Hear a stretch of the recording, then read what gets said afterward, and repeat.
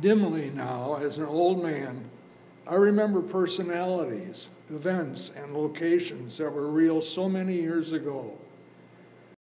Pastor J.E.A. Mueller was called as the first pastor, being assistant pastor at St. James Church, with the main duty to open a Christian day school at Hoyne and Wellington Streets and gathering members for a daughter congregation in this area.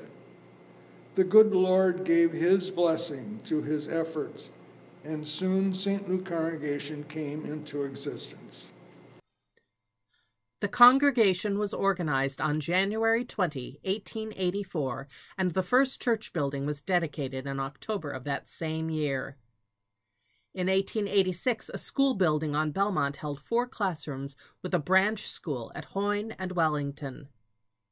With German immigrants flooding into the area, the congregation grew rapidly, and the church was enlarged in 1888. In 1892, the Columbian Exposition was the talk of the town.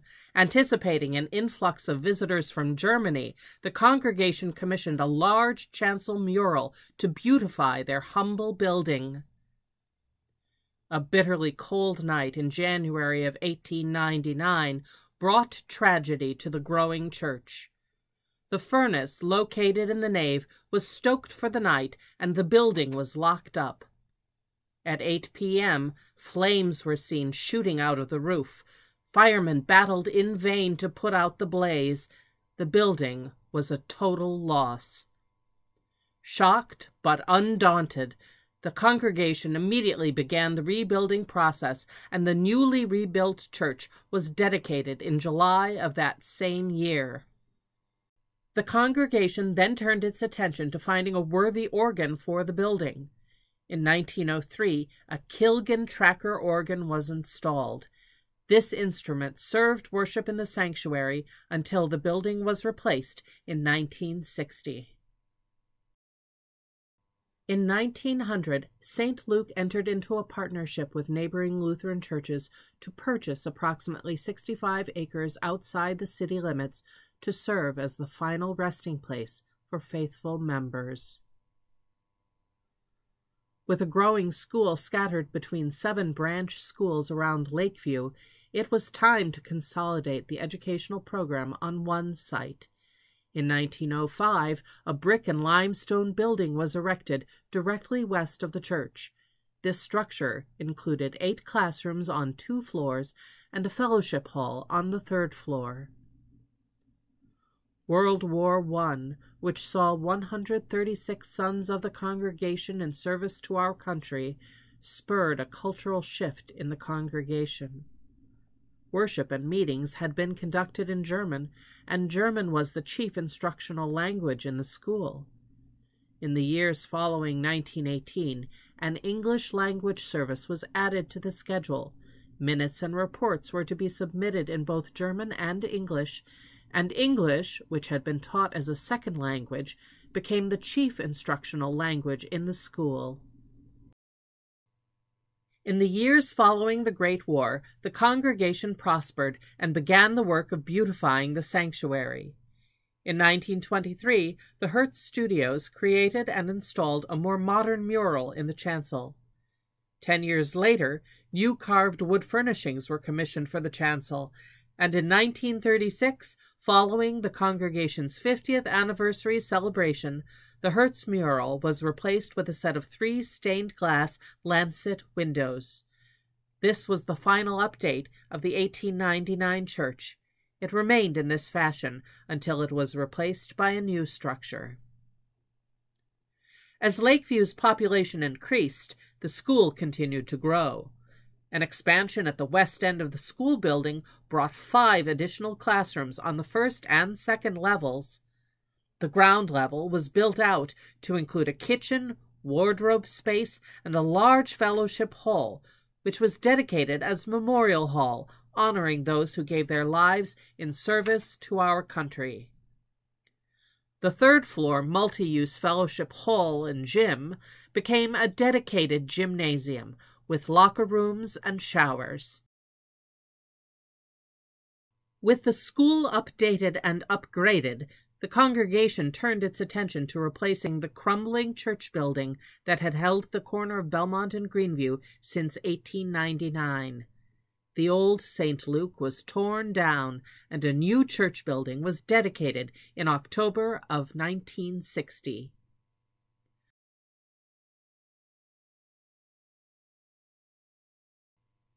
Several ranks from the old Kilgan organ of 1903 were saved and incorporated into the new Schlicker organ that was dedicated in 1963. A modernization of the facade of the school building completed the renewal of the St. Luke complex. The years that followed brought many changes. In 1970, women were given the right to vote in congregational meetings. At the next meeting of the Voters' Assembly, nearly 100 women lined up to sign the Constitution and assume their duties.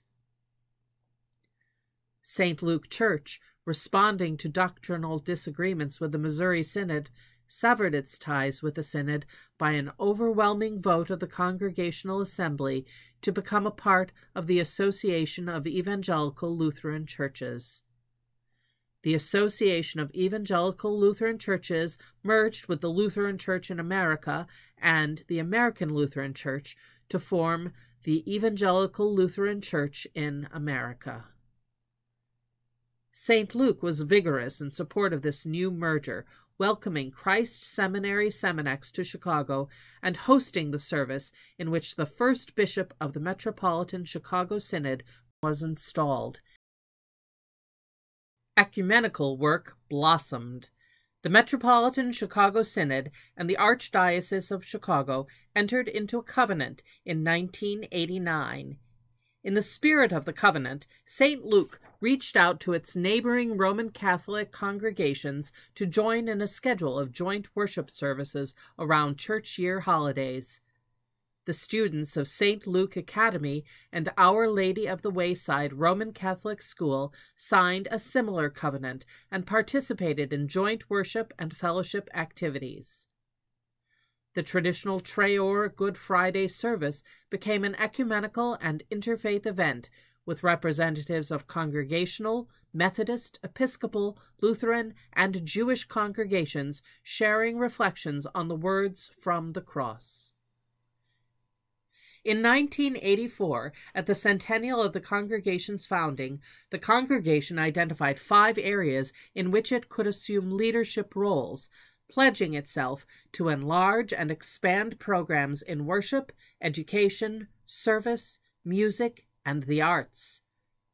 The education commitment involved the greatest capital outlay to upgrade the facilities to first-rate status. In the early 1980s, a 5-day preschool program for 4-year-old children was established. After a number of successful years, a class for 3-year-olds was added. This was followed by Taste of Preschool, an introductory class meeting for half-day sessions 3 times a week. In order to create high-level educational spaces, the congregation embarked on a building program that added a large, open preschool room with possibilities for multiple flexible learning areas. It's a really big room. It's really fun. And it's really beautiful. A bridge connected the second floor of the school to a secure rooftop playground atop the Greenview Place residence. Up the stairs from the second floor are the gymnasium, in which pickleball courts have been marked, and the newly built fitness center with fitness equipment for all ages, and a lateral climbing wall for students. A playground was built on land immediately west of the church, and following the Whole Foods construction, new equipment on a soft, eco-friendly surface was installed. Specialized classrooms, Art, science, media, and library became a part of daily school life. And the crowning touch to the joy of all, was the air conditioning of Memorial Hall and all the classrooms, plus a new boiler system that heated the church and school. Renovations also brought St. Luke into 21st century accessibility. Wheelchair-accessible ramps had been built on the west and north entrances to the church, but moving through any other part of the building complex required managing stairs. The campaign to build out the Belmont lobby not only created a spacious and welcoming gathering space, but also included ramps onto the main Belmont entrance and from there up into the church. A handicapped-accessible lavatory was built off the west side door of the church. A lift and elevators service the ground floor and the second and third levels of the school. In the last decade, the other founding congregations in the Cemetery Association disbanded, leaving St. Luke the sole member. A chapel and columbarium were added onto the office building. The Garden of St. Francis was established for the burial of companion animals. A special section was set aside for the burial of infants. Working with Illinois Masonic Hospital, the cemetery also offers burial space for stillborn babies under the age of 21 weeks, deemed medical waste by state law. The cemetery has also worked with Lakeview Funeral Home and the Chicago Police Department in providing burial services for victims of domestic violence and other victims with special circumstances. Moving beyond advocacy in the fight for affordable housing for seniors, St. Luke brokered an agreement with the city for land on which to build an affordable, independent living facility, and then donated land adjacent to the church and school for affordable, supportive living. Its partnership with the Renaissance companies survived a series of contentious community meetings and legal opposition to go forward with Renaissance St. Luke, 100 units of independent living, and St. Luke Renaissance Greenview Place, 105 units of supportive living. Students from St. Luke Academy regularly participate in intergenerational activities at the buildings. Renaissance residents enjoy holiday dinners from the St. Luke kitchen, and the church provides Greenview Place with an aviary and visits from Samson, St. Luke's house dog. A parking structure attached to Greenview Place provides ample free parking for St. Luke worship and events, a necessity in this congested neighborhood. Throughout the years, St. Luke has marked milestones and celebrated anniversaries with seminars, music, and art. An annual Festival of the Resurrection on the Friday following Easter offered scholarly seminars and Easter hymn festivals. Mass Month and the performance of Bach's Great Catholic Mass marked the 50th anniversary of the Lutheran Roman Catholic Dialogues and offered an in-depth study of the Mass and lectures on the social and religious milieu in which it was written. The anniversary of Bach's birthday was celebrated with Bach Around the Clock, a 24-hour organ recital by nationally known organists. The anniversary of 9/11 was solemnly observed by a performance of Mozart's Requiem as the church participated in the worldwide rolling Requiem. The Luther 500 year was inaugurated with a visit from the minister-president of Thuringia, Germany, and the Luther year itself featured displays, discussions, and special services with hymns composed by the Reformer. At the church's centennial celebration, space for a fine arts gallery was set aside in Founders Hall to offer fine arts, community, and ethnic exhibits, and to feature shows by emerging artists. Music has ever been a hallmark of Lutheran churches, and St. Luke has been no exception. The Bach Cantata series had a long history of offering familiar favorites along with seldom performed works by the great composer. The Recorder series explored the recorder repertoire from Baroque to contemporary. Hymn festivals offered meditations on hymn themes and enthusiastic congregational participation.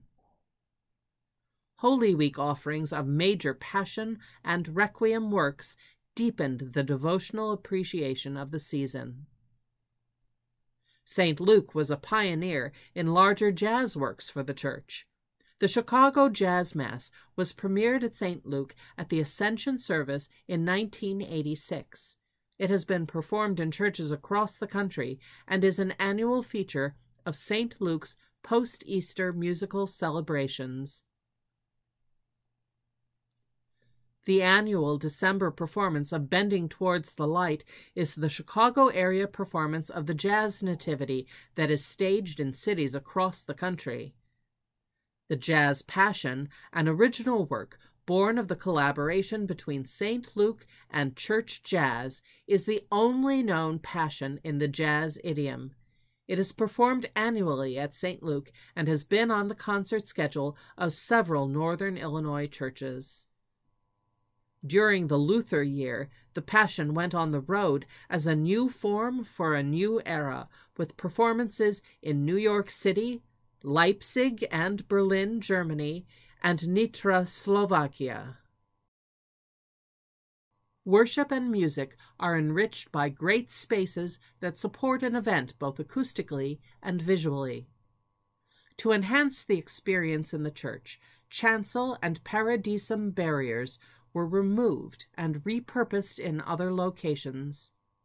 The massive pulpit has been scaled back, and the matching lectern was removed. To return the rite of baptism to the status it deserves, a large granite double pool font was built at the entrance to the nave to remind worshippers that it is by baptism that we become part of the body of Christ. In this great ecclesiastical space, a gift that has served this congregation for almost 60 years, ancient and modern forms of worship blend to offer a rich tapestry of praise. The Easter Vigil, the most ancient rite in the Church, was introduced as the high point of the Triduum. Celebrations of special days with special customs offer interest and interaction during the non-festival portions of the church year. Whole space environments for each of the festival seasons underscore the theme and the tone of the season. This expansion of worship practices extends to the academy and the cemetery, as both participate in complementary ceremonies, reminding us that our lives are filled with thanksgiving and we pray without ceasing. Throughout all of its years and in all of its ministries, St. Luke has striven to make the gifts of life, salvation, and resurrection real for those whom it has touched. Giving thanks for God's immeasurable love and grace, may this mission and ministry continue through future generations of servants of Christ.